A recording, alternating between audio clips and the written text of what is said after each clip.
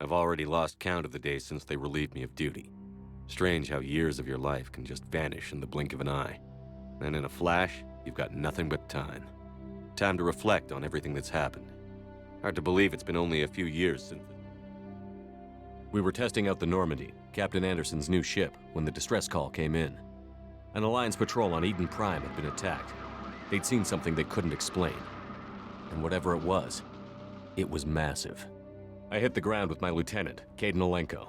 A good kid, loyal, by the book, with a talent for biotics.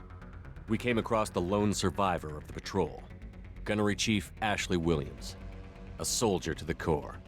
Tough, disciplined, ready to take on whatever came her way. Ashley joined up with us and took us to the spot where she lost her squad. That's when we saw it. The ship. Like nothing I'd ever seen. It was massive, scorching the colony and everything around it as it blasted away. We followed the path of destruction to an artifact, a beacon left by a long-dead race called the Protheans. The colony had dug it up, and whoever attacked them had tried to take it. Chief Williams made the mistake of getting too close. It hit her with some type of energy. I grabbed her and threw her out of the way. That's when it hit me. Hard. Every muscle in my body went rigid. I couldn't move, could barely breathe. Everything went black. And then I saw something. A vision. Dream. A nightmare. By the time I woke up, we were halfway to the Citadel on our way to meet the Council. I was expected to explain what I'd seen. Anderson came along. So did Adina, our political representative on the Citadel. With those two heavyweights, it seemed reasonable we could persuade the Council that the ship we'd seen was a potential threat, as was the individual behind the attacks. The main suspect for the Eden Prime massacre was a Turian Spectre named Saren. He'd been seen by one of the survivors from the colony at Eden Prime, and there was some evidence to suggest that the ship was connected to Saren. But even Adina's pointed accusations weren't enough to convince the Council. They just couldn't believe one of their chosen elite Spectres could be guilty of something like that. They needed proof, which meant I needed proof. Fortunately, I wasn't alone in my search. Garrus, another Turian, wanted to help. A top agent for Citadel Security. Despite orders from his superiors that he shouldn't get involved, he told me he was suspicious of Saren, and he had some useful leads. More importantly, he was willing to share them. That led me to Rex, the biggest, nastiest-looking Krogan bounty hunter I'd ever seen. He turned out to be more than just a brute. It was his intel that led to a fugitive with incriminating evidence on Saren. The fugitive turned out to be an energetic little Quarian named Tali. A tech expert with a knack for hacking, she'd procured some information on Saren. Evidence that proved Saren was dirty. Tali's evidence proved that Saren was responsible for the massacre on Eden Prime, and that the immense warship we'd spotted was in fact Saren's flagship. But it went much further. Saren was trying to find a way to bring back a race of sentient machines from dark space. Machines allegedly responsible for cleansing the galaxy of all organic life. These Reapers were blamed for wiping out all life 50,000 years ago, including the Protheans, then disappearing back through the mass relays to dark space, leaving no trace they'd ever been. That explained why Saren was after the beacon, and it made some sense out of my visions. But not much else. We couldn't convince the Council that the Reapers were a threat, but they agreed Saren had to be stopped. They stripped him of his Spectre status and gave me the honor of becoming the first human Spectre. My first task? Bring down Saren. Anderson decided to stay behind, giving up his ship, the Normandy. He told me I would need it more than he would. He also pointed me in a direction. Liara, a Prothean expert, adept in biotics, and maybe most importantly, daughter of Benezia, Saren's top lieutenant. And like most Asari, as beautiful as she is intelligent, and born with a unique ability to meld with other species. Liara was able to help me decipher some of the vision the beacon had given me. Nothing concrete, but it gave me some clues. And a new appreciation for the Asari. Her technique for accessing my vision was unexpected, but not at all unpleasant. Ashley was a little concerned about the connection I shared with Liara. As commander, I knew either relationship had the potential to interfere with the mission. I decided discretion was the better part of valor, and kept my focus on our goal, finding Saren. Thanks to Liara's help, we had our next lead, Benezia. Saren had taken her to Novaria, where he'd enslaved a dangerous race of insect-like creatures, the Rachni. He ordered Benezia to use the same technique Liara had used on me to extract information from the Rachni Queen. The Queen's drones were everywhere, and they weren't happy. We had to fight through hundreds of them to get to Benezia. By the time we arrived, Saren was gone, with the information. I tried to reason with Benezia, but Saren had indoctrinated her. He had somehow acquired the ability to control people's actions and wills. Benezia wouldn't surrender, and Liara was forced to watch her mother die in her arms. And I was left with an angry, dangerous Rachni Queen to deal with. She claimed her drones would do no harm if I released her. But the Rachni had terrorized the galaxy before. I couldn't take the chance. I had a mission to do, and an army of angry Rachni would be one more problem I didn't have time to deal with. With Saren's top lieutenant dead, he was quickly running out of time and places to hide. I tracked him down at his base on Vermeer, but we soon learned it was more than a base of operations. It was a breeding ground. Saren was breeding an army of Krogan. He'd found a cure for the genophage, a disease inflicted on the Krogan to prevent them from breeding and taking over the galaxy. But the Krogan Saren was breeding were slaves, mindless beasts that obeyed Saren's will. I had to destroy the base, and all its research. Rex disagreed, violently. Rex wanted the genophage cure for his people. I tried to convince him to help me destroy it, that these Krogan weren't real. But he wouldn't back down. Fortunately, Rex is smarter than he looks.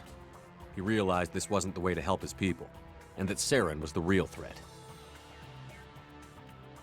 When we finally got to the center of the base, I realized just how close Saren was to completing his plan.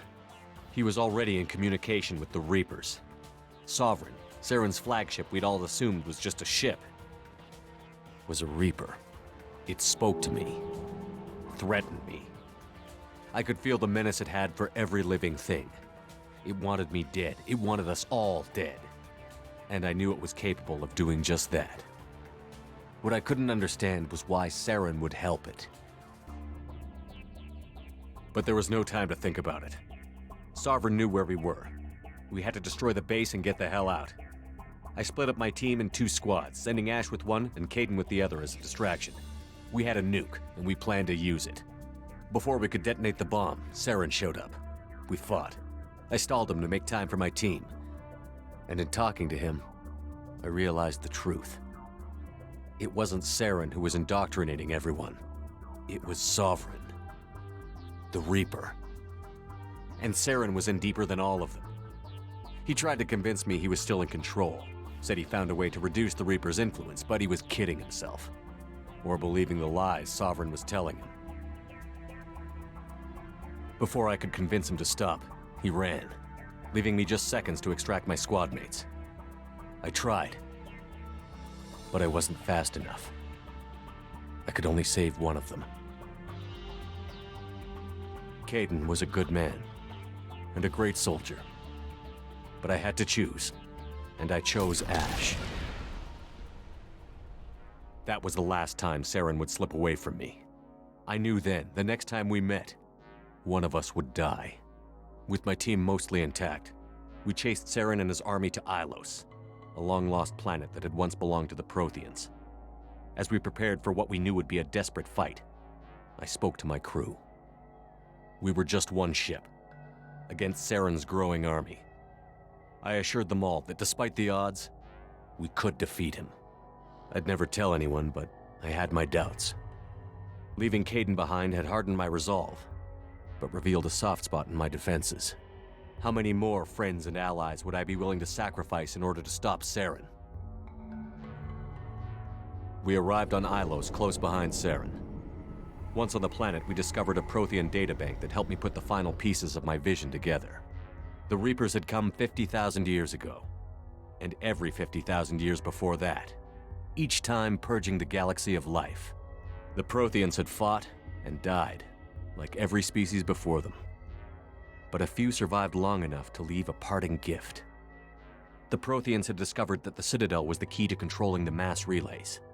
By sabotaging the Citadel, they found a way to close the relays to dark space, slowing the Reapers' return, giving us the time we needed to find a solution to stop the Reapers once and for all. Saren knew this. He was leading his army to take control of the Citadel and re-establish the relays to dark space, bringing the waiting Reapers here to destroy us all. We followed him to the Citadel. It was intact, but heavily damaged. He had caught the Council fleets by surprise, and they were only now regrouping. And with Sovereign as his flagship, there was little hope the fleets could counterattack with enough strength to take back the Citadel. But Saren was done running, and I was done chasing him. As the Alliance and Citadel fleets battled Saren's army outside, I cornered the Turian bastard in the Citadel tower and confronted him. He died believing that the Reapers would save him. As I fought to regain control of the Citadel, the Council's flagship, the Destiny Ascension, fell under attack. Despite Saren's death, Sovereign and Saren's army continued to fight. The Council was aboard the Destiny Ascension, and they were requesting assistance. But I knew in order to help them, I would have to put our Human Alliance fleet in jeopardy. The Council could be replaced. The fleets were needed here and now if we were going to defeat Sovereign. Even with the Citadel back in my control, Saren defeated, and the Normandy leading the combined galactic fleet, the battle against Sovereign, a single Reaper, was relentless. It took the combined fleets of humanity and the other races, but in the end, Sovereign fell. But the costs were immense. While humanity's efforts in the war earned us our first seat on the Council, it was a hollow victory. The Reapers were still out there. I knew the fight was far from over, but as the one who'd led the fight against Saren, I was given new responsibilities. The choice of humanity's first counselor was left for me to decide. On the one hand, Udina, the lifetime politician. Ruthless and ambitious, he would easily navigate the political landmines that would soon be put in front of him. The other choice, Captain Anderson, the career soldier. Tough but fair, but a friend, and someone I could trust. Both great leaders in their own right. I didn't much like Udina, but sometimes you need a pit bull on your side. Someone willing to be the bad guy, for the sake of the greater good. The war was over. The threat had passed. In time, the Council would rebuild itself. The Citadel could be repaired. Even the pain of lost friends would fade. But none of that mattered if the Reapers were still out there. And if they were all as powerful as Sovereign, we had to find a way to stop them. I had to find a way. I gathered my crew, took my ship, and went in search of answers. Officially, the Council would only say I was assigned to cleanup duty, rooting out any remnants of Saren's army. But the Geth and Saren were just the beginning. The Reapers had other plans. A few months after the battle for the Citadel, while we were on patrol, we were attacked by an unknown vessel. Before we knew what was happening, we were disabled and forced to abandon ship. The Normandy was destroyed. We lost a lot of good people. I almost didn't make it myself. Technically, I was as close to death as you can get. By the time my body was recovered, there wasn't much left. The pro-human group, Cerberus, acquired what was left of my body and spent the next 2 years rebuilding me. My memories, abilities, everything.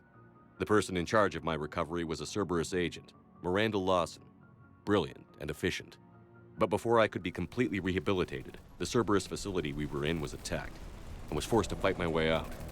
In my condition, I should have died. But an ex-Alliance soldier named Jacob Taylor kept me alive. We found Miranda, and we escaped.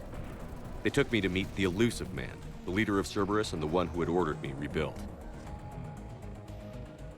The Elusive Man lived up to his name, offering half answers to many of my questions. But he did explain why he had brought me back. He believed I was the one person who could stop the Reaper threat. And he explained that the Reapers had a new ally, an insectoid race called the Collectors, the ones who had attacked the Normandy 2 years earlier. Since that time, they'd been systematically abducting entire human colonies and taking them beyond the Omega-4 relay, a place that no ships other than Collector ships ever returned from.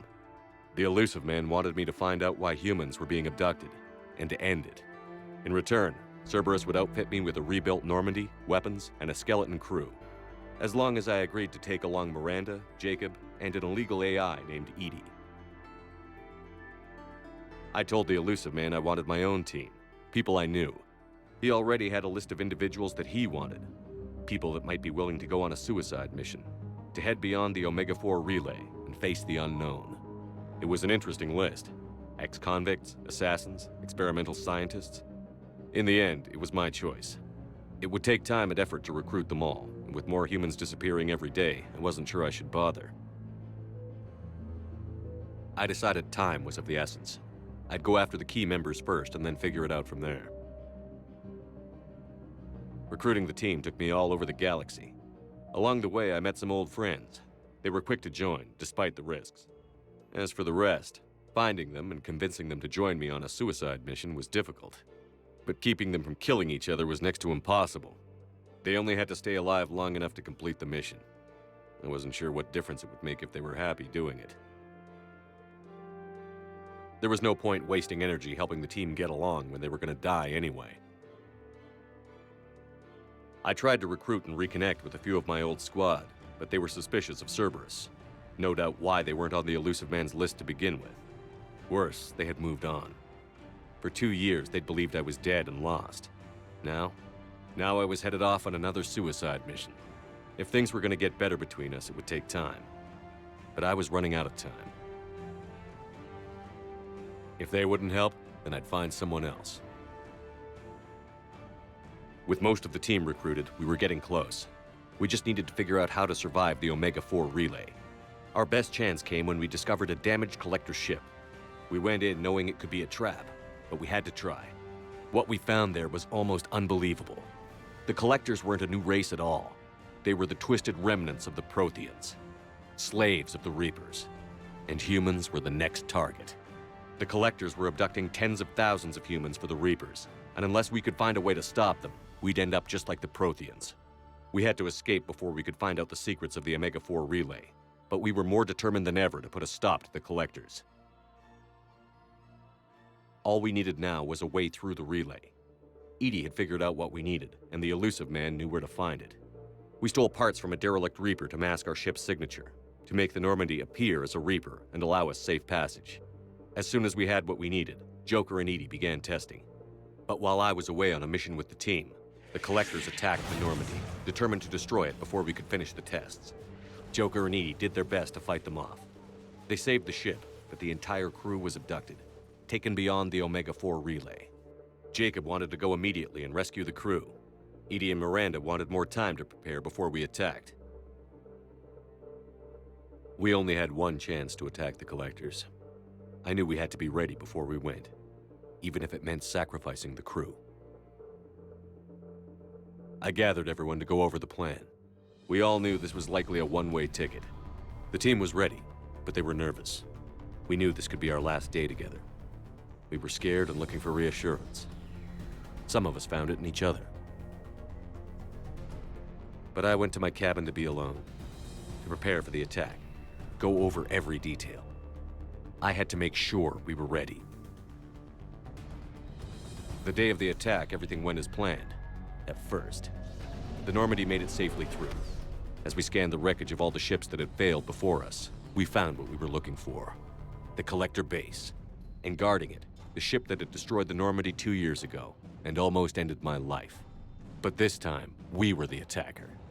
And the Normandy was equipped to deal with it. We took some damage, but destroyed the Collector ship and made our way to their base. We knew the fighting inside would be brutal. The team was already depleted, and the others couldn't make up for them. Eventually, we made it to the heart of the base. To this day, I can hardly believe what we saw there. The collected humans had been dissolved, transformed and repurposed to create the frame for a new Reaper. A massive human Reaper abomination. We had no choice but to destroy it. The battle caused severe damage to the base, but we needed to destroy it completely. As I prepped explosives to finish the job, we received a message. The elusive man. He didn't want us to destroy the base at all. He wanted to preserve it. He wanted to study how the humans were transformed into the abomination we'd seen. To use the technology of the Collectors to help defeat the Reapers. I always suspected the elusive man had his own motives, but I couldn't agree with him on this. We had stopped the Collectors. We would find a way to stop the Reapers without sacrificing our morality in the process. We destroyed the base, completely, and escaped back through the Omega-4 relay. The mission was a success, but we paid a heavy price. We lost most of the team. The crew was killed before we could rescue them, but nobody died in vain. We stopped the Collectors, and we stopped the Reapers from creating their abomination. And we bought everyone just a little more time. If only there was more time. The Reapers are still coming. Every day a bit closer. I handed every piece of intel on the Collectors and Cerberus over to the Alliance brass. They're not sure what to make of it, but at least they're listening. I just hope they figure out what to do about it soon, before time runs out for all of us.